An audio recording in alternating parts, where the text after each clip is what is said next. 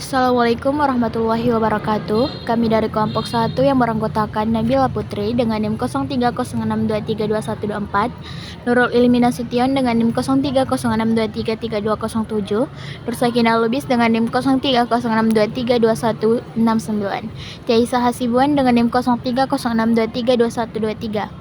Pada kesempatan kali ini, kami akan membahas materi yang berjudul Sejarah Kemerdekaan. Era pra-kemerdekaan. Zaman prasejarah, ahli geologi menyatakan bahwa kepulauan Indonesia terjadi dalam pertengahan abad, kira-kira 60 juta tahun silam, berdasarkan artefak yang mereka tinggalkan. Mereka mengalami 3 zaman, yaitu Paleotikum, Mesolitikum, Neolitikum. Pada masa prasejarah, sebenarnya inti dari kehidupan mereka adalah nilai-nilai Pancasila itu sendiri, yaitu nilai religius, nilai pri-kemanusiaan, nilai kesatuan, nilai musyawarah, dan nilai keadilan sosial. Kesimpulan era kemerdekaan. Pada zaman prasejarah pun, masyarakat sudah mengenali nilai-nilai Pancasila dan sudah diterapkan ke dalam kehidupan seharian, meskipun dalam bentuk sederhana. Era kemerdekaan.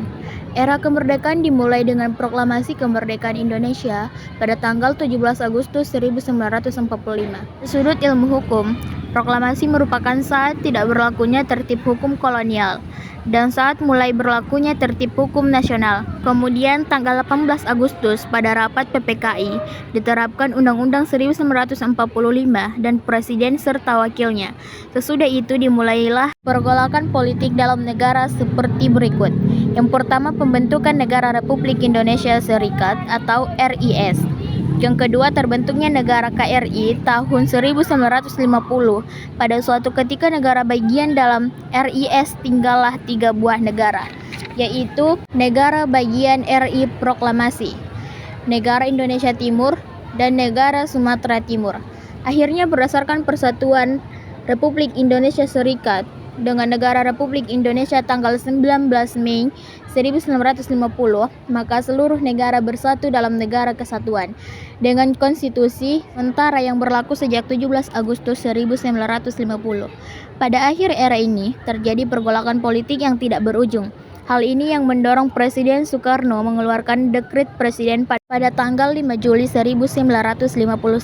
Pasca Merdeka. Situasi politik dan ekonomi Indonesia pada masa awal kemerdekaan adalah salah satu yang tersulit dalam sejarah. Yang pertama, kondisi politik.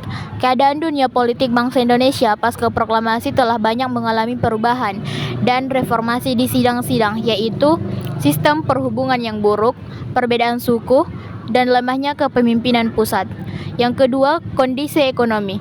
Terjadinya inflasi yang tinggi, blokade ekonomi dan Belanda, kekosongan khas negara. Yang ketiga, kondisi pendidikan. Sejarah pendidikan Islam kolonial Belanda dan Jepang telah melalui proses yang sangat panjang. Baiklah kawan-kawan, sampai di sini pembahasan kami kali ini. Jika ada kesalahan dalam berkata-kata, kami mohon maaf. Wallahu muwaffiq ila aqwamit thoriq. Wassalamualaikum warahmatullahi wabarakatuh.